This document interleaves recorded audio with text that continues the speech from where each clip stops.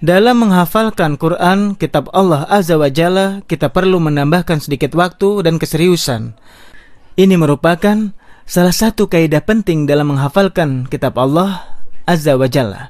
Dalam menghafalkan, jangan bilang saya tidak punya waktu, saya akan menghafalkan 10 ayat. Jangan jadikan hafalan Al-Quran dalam diri Anda sebagai sesuatu yang sekunder.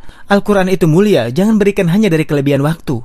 Semua orang bisa bilang tidak punya waktu. Saya bisa pastikan dan saya yakin sebagian besar kita sebenarnya punya waktu, tapi kita terkadang menipu diri kita sendiri dalam menghafalkan Al-Quran. Dan sekarang saya akan berikan sebuah permisalan yang sangat sederhana.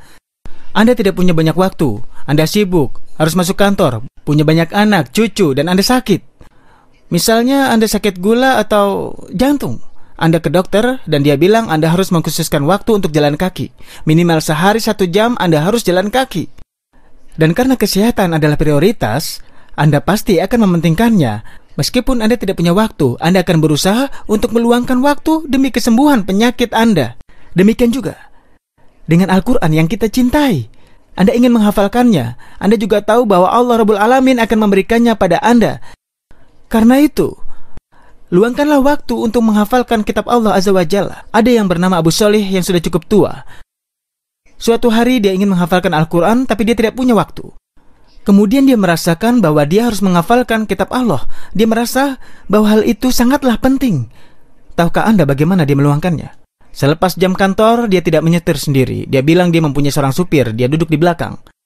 Kemudian, selama setengah jam dia menghafalkan 1 atau setengah halaman. Dia melakukan itu terus dan selalu bertambah. Sampai akhirnya dengan cara ini, dia bisa menghafalkan Al-Quran. Bagaimana dia bisa? Karena dia memprioritaskannya. Al-Quran adalah sangat mulia. Khususkan waktu Anda. Allah akan menjelaskannya pada Anda. Selamat berjumpa dalam menghafal Al-Quran Al-Azim.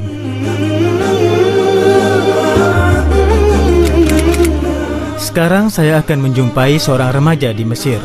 Dia kehilangan penglihatannya saat dia berumur 4 tahun. Setelah itu, sesuai arahan orang tuanya, dia memilih menghafalkan Al-Quran hingga dia bisa menghatamkannya. Kalian bisa belajar dari Mu'adz bahwa setiap keseriusan pasti akan ada hasilnya. Hari ini, kami melakukan perjalanan yang cukup jauh dan melelahkan.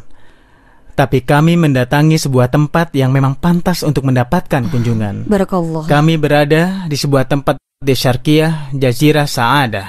Apa kabar Mu'adz? Alhamdulillah. Apa kabar sayang? Alhamdulillah baik. Saya sekarang di Jazirah Kebahagiaan dan merasakan kebahagiaan yang cukup besar bisa duduk bersamamu. Alhamdulillah. Baik Mu'adz. Iya. Saya ingin tahu kisahmu terhadap Al-Quran kitab Allah. Kamu mulai saat kamu 6 tahun. Saya ingin tahu ceritanya. Memang waktu memulainya aku merasa berat sekali. Tapi aku tahu bahwa di akhir akan menjadi sebuah kebahagiaan bagi seorang manusia.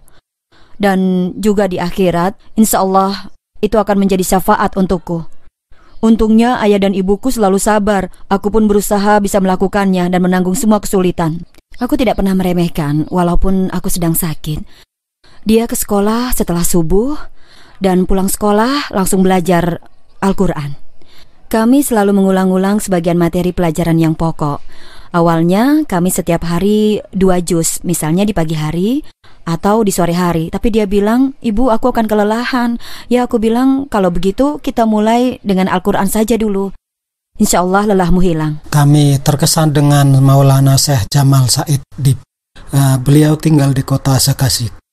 Beliau menyambut kami, ya semoga Allah membalas kebaikannya. Jaraknya kalau dari sini sekitar 10-12 kilo. Oh iya, saya juga dengar bahwa kamu datang ke tempatnya Syekh ya, dengan sepeda motor. Iya. Naik motor bersama ayahmu. Kemana itu? Hah? Iya, kami menuju sebuah tempat di kota Zakasik. Iya. Tempat itu dikenal dengan nama garasi bis. Iya. Namanya garasi Kira-kira berapa itu jaraknya? Dengan motor? Iya. Iya, kira-kira 45 menit. Oh ya, Masya Allah. Itu pasti sangat jauh. Dia duduk di belakang dan saya di depan menaruh sebuah kertas yang merupakan catatan hafalan Quran yang tentu saja saya tidak hafal semuanya. Jadi saya tulis dan saya tempelkan di depan. Sambil dia menghafal, saya membetulkan bacaannya. Jadi perjalanan kami tidak ada waktu yang terbuang.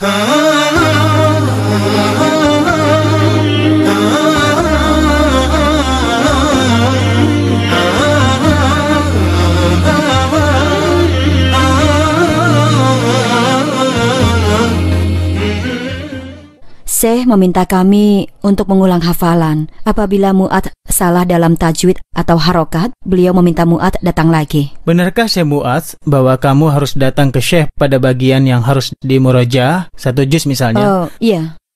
Kemudian kamu salah lagi? Iya. Itu bagaimana? Iya, apa yang terjadi? aku harus datang lagi. Pemirsa, perlu Anda tahu bahwa Syekh Mu'adz pergi ke Syekhnya, bukan Iya, benar. didatangi. Dan Syekhnya tidak tinggal di samping rumahnya. Iya. Dia yang pergi menuju ke rumah Syekhnya, Iya, dan bayangkan jaraknya cukup saat itu jauh. aku pergi ke Syekh.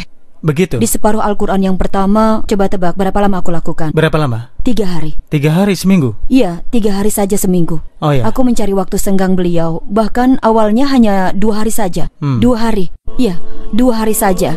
Kemudian dia banyak memberhentikan aku pada makna-makna tertentu. Dia juga cukup keras. Apa? Kadang-kadang aku hanya diberi 1 ayat saja. Bayangkan, 1 ayat saja. 1 ayat. 1 ayat? Iya, 1 ayat. 1 ayat dengan jarak yang jauh seperti Demi itu? Allah, aku hanya 1 ayat saja. Allahu Akbar. Kadang-kadang aku tidak punya kesempatan bermain. Iya. Tapi saya dengar kamu ini sedikit ajaib. Iya kan? Alhamdulillah, Allah telah memberikan nikmat Iya. ini. Iya, termasuk penglihatan ini. Aku selalu bersyukur kepada Allah. Dalam sholat aku berdoa kepada Allah untuk tidak mengembalikan penglihatanku. Kamu berdoa seperti itu?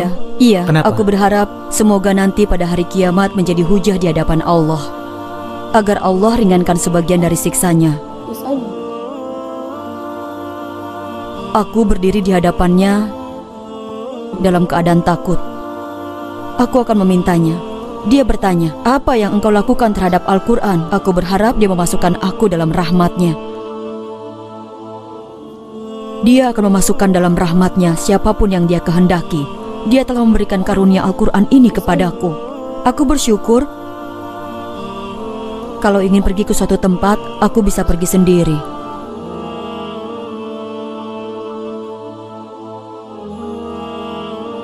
Di saat-saat seperti itu, saya teringat kondisi kebanyakan kaum muslimin yang tidak perhatian dan malas dalam menghafalkan Al-Quran.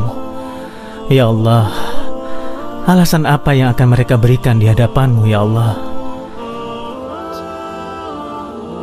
Alhamdulillah atas segala keadaan yang ada. Masya Allah. Syekh Mu'adz, saya tahu kamu menyimpan nasihat dari Ibnu Qayyim. Ya, Apa Ibnu nasihat Qayyim itu? rahimahullah berkata, tidaklah Allah menutup satu pintu untuk hambanya, kecuali dia akan Iya. bukakan untuknya 2 pintu kerahmatan. Kamu tidak marah ketika kamu tidak bisa main tidak dengan sama teman-teman sekali. kamu? Dulu, waktu aku masih kecil, Oh, jadi sekarang tidak aku lagi? marah karena mereka. Tapi sekarang, alhamdulillah, Iya. aku tidak pernah marah lagi. Karena ini adalah takdir dan ketentuan dari Allah. Iya. Nabi Shallallahu Alaihi Wasallam bersabda, barang siapa yang Allah uji dengan 2 kekasihnya kemudian dia sabar, maka Allah akan menggantikan untuknya surga. Kita meminta kepada Allah agar kita termasuk orang yang mewarisi surga Firdaus. Allahumma amin. فرت همومي وانشرح قلب مهموم لما تليتك كل الأحزان فرت